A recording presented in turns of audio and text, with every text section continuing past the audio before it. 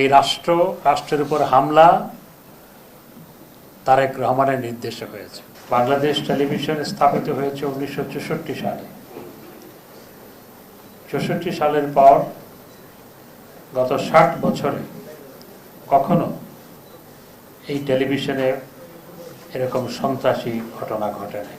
দুর্যোগ ব্যবস্থাপনা মন্ত্রণালয়, মাননীয় মন্ত্রী আমার পাশে বসে আছেন, যে মন্ত্রণালয় যখন ঘূর্ণিঝড় হয়, যখন জলোচ্ছ্বাস হয়, যখন অন্য কোনো প্রাকৃতিক দুর্যোগ হয়, যেই মন্ত্রণালয় থেকে ছুটে যায় মানুষ, মন্ত্রী অন্যান্য কর্মকর্তারা ছুটে যান এবং মানুষের পাশে দাঁড়ায়, সেই মন্ত্রণালয় হচ্ছে দুর্যোগ ব্যবস্থাপনা মন্ত্রণালয়। এটি মানুষের কাজ করে, সেখানে আগুন দিয়েছে।